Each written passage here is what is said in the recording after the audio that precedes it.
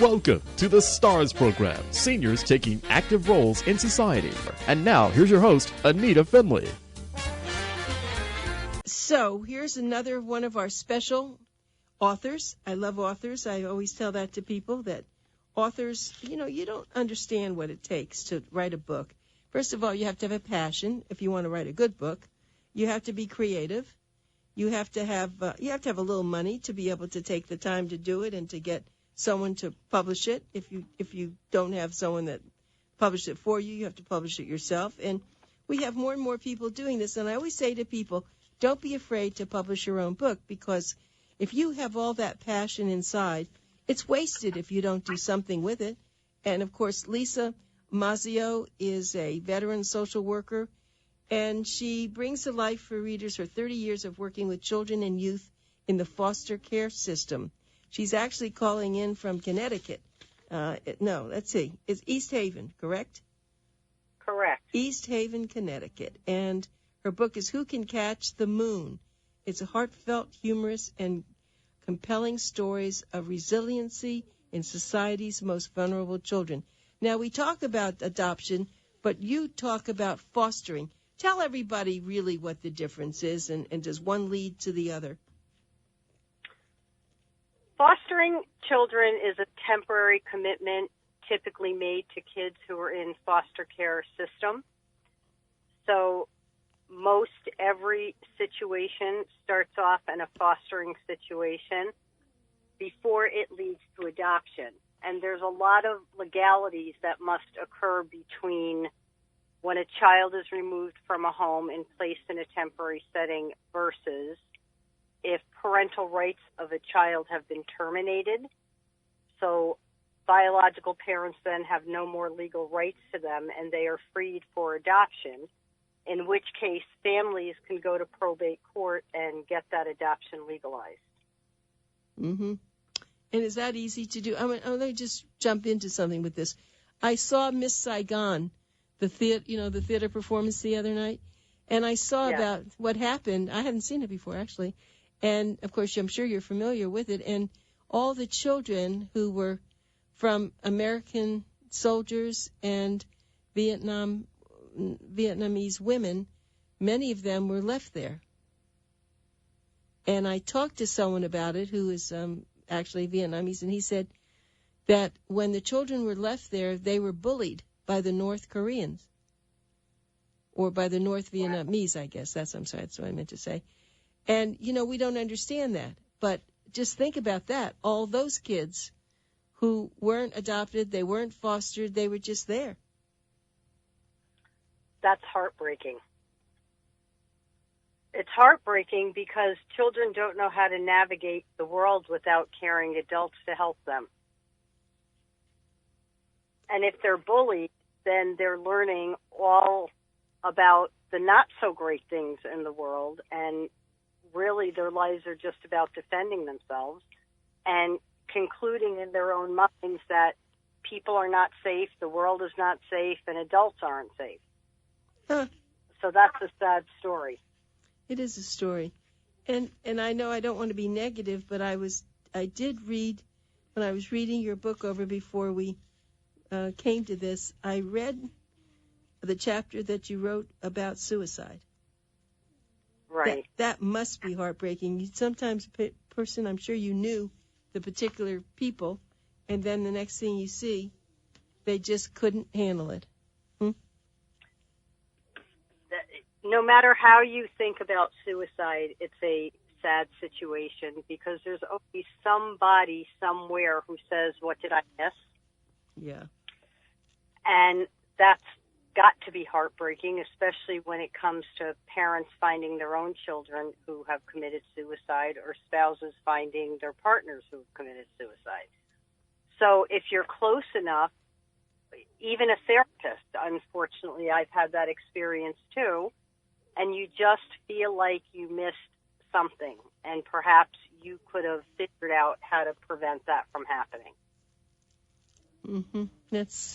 Yeah, I'm sure it leaves a lot of scars, and it's horrible. And we know famous people do that, and we always wonder because they could have everything, and maybe they do, but it's not enough, is it?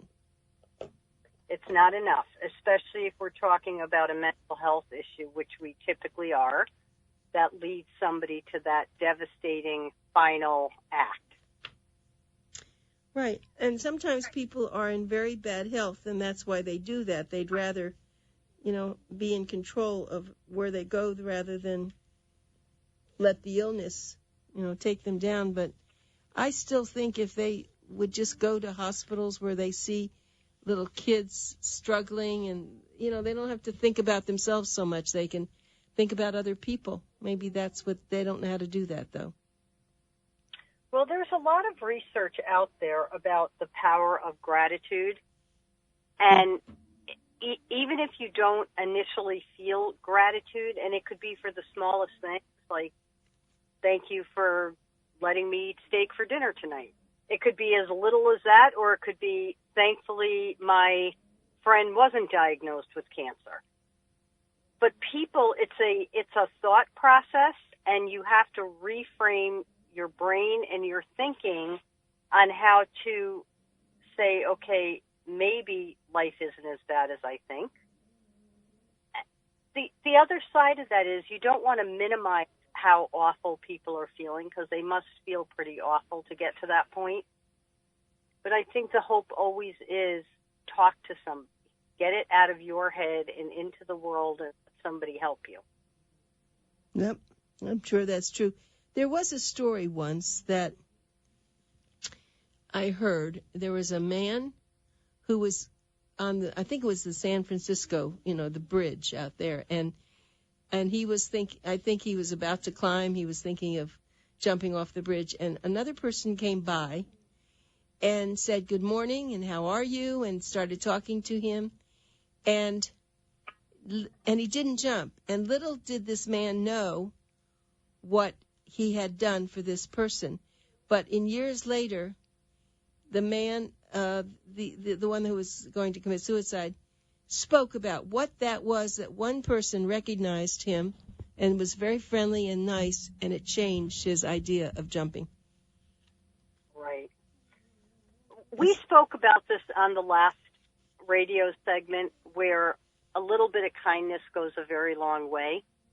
Mm-hmm. And I believe we all get so caught up in our own world and what we have to do and what's the next on the schedule. So if you're waiting in line, quote, longer than you think at the grocery store, and you're just getting more frustrated, instead of perhaps taking that time to say to the person in front of you, how's your day going?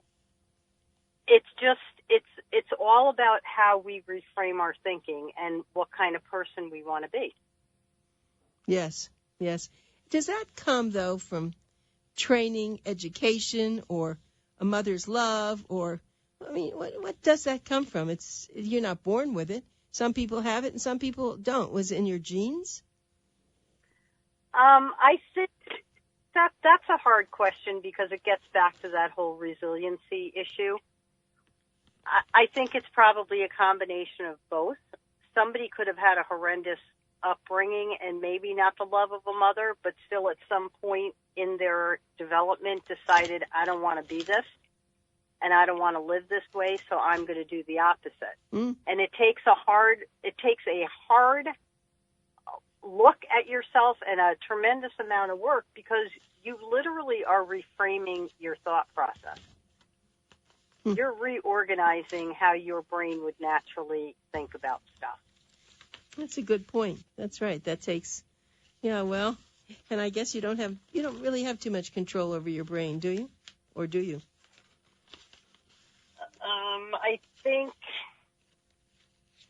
I think in some ways we have control over how we think about things and the choices that we make. We don't necessarily have control over how we interpret stimulus from the world and how we process it. But I think that's an example of that is a child who has a learning disability. So if they see letters backwards, that's how their brain interprets that stimuli, but they are taught how to not see letters backwards. Yeah. And it's sort of the same way. If you know that you have a propensity towards negative thinking, yes, at some point you would have to make the choice to say, I don't want to see everything in a negative light anymore. I'm going to try to do something about this. I see. Yeah, that makes a lot of sense. If you can be able to say that, that's what you have to train yourself to do. Just say, okay. Sometimes it's funny. I have articles from people who've had cancer or have cancer and the struggles they have and what they go through. So if I get up in the morning and some things are not working right, I grab one of those articles. Say, oh, my gosh, you are so lucky, Anita, you know? Exactly. But, you probably had a better, stronger foundation from which to draw from. That's true. So when I'm speaking about some of these children I've worked with in the stories I present, they haven't had that foundation. And then we become the foundation for them. Yes. So you understand you might have gotten dealt a wrong deal or a tough break, but as you can see by the different people coming in and out of your life, not everyone lives that way. Not everyone interprets that way. So you have to make a decision. How do you want to be? Right.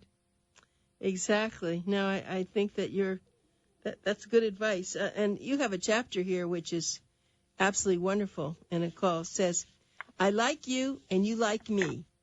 It's all about the relationship. I remember it well, Anita. I know you do. And it's so true, isn't it? It's very true. Well, when you have a steady relationship with somebody, there's a lot of allowances that occur. If you trust me and I trust you, if I give some constructive criticism, I'm hoping that you're going to take it for everything it's worth and not that I'm trying to purposely make your life awful. I had some good constructive criticism given to me today. And the first question was, do you want a little constructive criticism? And because I trust this person, yes, I do. Mm-hmm. And I'm going to take what they say and I'm going to listen to it.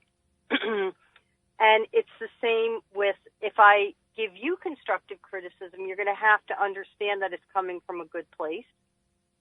And that's what the dance is. It's learning how to communicate with people and speak their language, build a trusting relationship, one where it's going to be a mutual fulfillment for both parties. Well, the reason I want people to get your book is because it's actually quite I call it a potpourri in a way, of various things. It does talk about foster care, of course, but I think there's so much in there that can affect people, even if they weren't a foster child or an adopted child, or maybe they were just considering it, and I think what it does, it helps you if you have friends that were fostered or are adopted, that you maybe can understand them better. What do you think? I think that that's true. I think we tend to operate based on our own experiences in life, and you forget that other people's experiences are not quite the same. So when we make judgments and we make statements, we're not always as sensitive to the fact that whomever we're speaking to might not have had that basis. So it's a way, when I write these stories, it's a way to help broaden other people's perspectives, and more specifically, school systems don't really understand adoption. So when they're doing a chapter on family trees, and they might ask a Chinese little girl, for instance, well, does your grandmother have brown hair? Well, how does she know? Because she never even met her grandmother. Right. And they do ask that, don't they? They do. And there's a lot of sensitivity training that has to occur on many different levels. So, everyone, I just want to tell you again, hopefully you've been listening and didn't just tune in. This is such good stuff coming from Lisa MAZZEO. And Lisa is the author of Book of the Month in our February issue, Who Can Catch the Moon? Heartfelt, humorous, and compelling stories of resiliency and society's most vulnerable children. And as we've been saying, you can get it at Amazon.com, and you definitely have to get it if you are if you were adopted, or you're thinking of adopting, or you want to foster a child or someone. You know, I was thinking, this is funny, because in my capacity as a gerontologist, it'd be nice to foster older adults. Wouldn't it? I agree with you. Yeah, after reading your book, I said, you know how many older adults don't have anybody and they'd love to be fostered and helped? Absolutely. But there are no programs like that, I have a very good friend. Right? Well, there are sort of. I have a good friend who volunteers with this woman, and every Sunday she drives to see her just to spend about an hour with her. Mm-hmm. And it's sort of along those lines, because older adults would need something different, maybe not exactly the care, the physical care, but they need companionship. Yes. And they need somebody to tell their lifelong stories to. Yes, absolutely. That's so true. And going back to children, I'll bet children want to tell their stories too, to get it off their brain, and they want someone to listen to what their life has been like. I agree with that, and we actually, I don't know if you would be surprised to know this, but we have to help kids develop their narrative, because when they were young, in the formative years of their lives, when maybe they didn't have the language to attach to the feelings or the language to attach the experiences or the trauma, but they just know something happened and something doesn't feel right or sit well for them, we have to do a lot of research and try to put their stories together as best we can and help them to tell the story of their life. Yeah, that makes sense. It would be interesting. How many, and I don't know if you even have counted, how many people throughout your career have you touched in this capacity? I would say hundreds. Really? In some shape or form. Have you written down their names? I don't have their names written down, but it's interesting how you remember the exact names and circumstances of impactful cases along the way. I still remember the name of the very first case I ever had, and that was over 35 years ago. Really? Oh, my heavens. Why don't you tell us about that? 35 years, you're just a kid. I was just a kid then, right. I'm still a kid, Anita. I know. I was working for the State Department of Children and Families, and it was the very first case I got of this girl and her siblings, and they had been in and out of foster homes together, and then finally, when it was determined that they really could not live together, they were all placed in different foster homes. And it was my job to get them together every couple of weeks to maintain that connection with one another. And one of the siblings was in a foster home that was a little further away, so I got to know her a little better just by the car ride.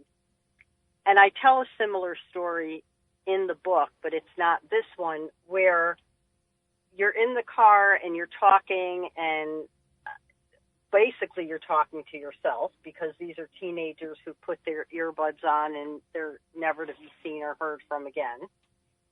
So I never really thought that she cared, that she listened. And then years later, I was walking through the mall and I hear somebody screaming my name and running towards me. No kidding. And I turned around and I looked at her, and she said, "Lisa, is that you?" Oh. And I said, "Yeah." And she said, "You were my most favorite social worker I ever had." Oh, Lisa. Now, I don't know if because she was older, she was just really trying to make me feel good. But she said, "Do you remember we used to drive in the car and you would tell me stories and you would tell me how to act?" I said, "I remember. You remember?" Wow. So that was a feel-good moment. That was really special. Oh, my God. I can't believe that. Oh, yeah, It was. yeah. I get a couple of those, Right. so it's nice. Yep, I'm sure that's true. Well, that's lovely. So, yeah, and one doesn't know, but just a kind word. But you get into a lot more than that. You have to really, as a social worker, you have to do a lot more. You have to figure out who to place, where to place the person. I mean, isn't that true? That you don't. There are a lot of people who say, "Well, I want to be a foster parent," but they're not right for everybody. Well, and it's true. And unfortunately, this is a systemic problem. But unfortunately, foster parents may come in and say, well, we really like to foster a young boy in between the ages of 5 and 7. And then we say, oh, that's nice. Here's this teenage girl who's 13. See ya. Because it's what the kids need and it's what the system needs. And where you try very hard because parents are coming in and they are telling you where they think their strengths are. And we're saying, oh, that's nice, but this is what we need. So we'll be there tomorrow. Yep. Yes, absolutely. That's very smart. Right. Absolutely. Well, I just, it's such a foreign thing for me that I love listening to you, and I'm sure. And are there a lot of people out there like you? Actually, I mean, working in the same capacity. Is this a very big profession? It's a very big profession. It's also a profession where you either love it or you just can't do it. And I've met both. I've met young people when they come in and the job was made for them. They love being out there with the kids. They love the work with foster parents. They have decided that they are part of the solve and not part of the problem. And then I've had other social workers come in and they're in and out within 6 months because they just can't do it. It's too heartbreaking for them. But it's a big population of social workers out there who do just the child work. Right. I was just going to say that it. And when do you stop fostering? At what age do you not do this? You end it at 18 or less, or I mean, what? I mean, an 18-year-old's an adult, right? It's typically up to age 21. Really? Where states will support, because developmentally is very different than chronological. So the 18-year-old or the child that you raised to 18 is likely going to be very different than one of our foster children turning 18. Because developmentally there's been so many lags in their social and emotional development and physical development that it really takes them some more time to catch up. Yeah, I see what you're saying. So that's only fair. And so the one thing, I think we discussed it last time, but let's say that someone is in foster care, but their parent is, I guess, getting over something, whatever they're doing. Then they get to come back and take their child back, right? There are cases where that occurs. We're better at determining what is significant in the lifetime of a child. And what I mean by that is, to a 2-year-old, 1 year is half of their life. So if a parent can't get it together within 1 year, the courts are less likely to keep saying, okay, come back in 6 months. Okay, 6 months, 6 months. Because by the time the parent, quote, might be ready and available to care for their child, the child is now 4 or 5 and has lived longer out of their parents' care than in their parents' care. Oh. So we have to take that. We have to take that into account as we're doing some concurrent planning for children. I see. Wow. Yeah, because I just had someone on my radio show. It's a drug and alcohol retreat, and they take a lot of people, and sometimes it takes 10 months until they're free and they're clear, and I could see them wanting their child back. So I guess you'd have to take that into consideration. You do have to take it into consideration. We're much better at it now than when I started my career. And just as an example, if a child was removed from parents' care, and we went to court, there would be an automatic 1.5 year placement in foster care. And that was the amount of time that parents were given to kind of get their stuff together so they could be available. Now that's down to 12 months. Oh. And you have to do a lot of check-ins with the court to give the progression of where parents are. Are they abiding by the court plan or are they not? And if they're not, then let's come back in here and figure out what's happening. Because you can't have a child languish with no permanent plan. No. That long. You just can't. Nope. And not expect them to come out unscathed. Wow, such a big issue. I don't think I've had anyone on my radio show for many years. I don't even remember when, who gave such in-depth discussion about this adoption and fostering situation. I know so little. So this is a wonderful book. It's Lisa MAZZEO, and it's Who Can Catch the Moon? Heartfelt, humorous, and compelling stories of resiliency in society's most vulnerable children. And she lives in Connecticut, and she's quite a star. She's done so much for so many people. And those kids will always remember you, Lisa, just like that one lady that did that for you. So thank you so much for being on our show today. Thank you for having me. It's always a pleasure. Right. And take care of yourself, okay? Okay. You too, Anita. Yeah. Take it easy. Yeah. Thanks again. Bye-bye. Bye, Lisa.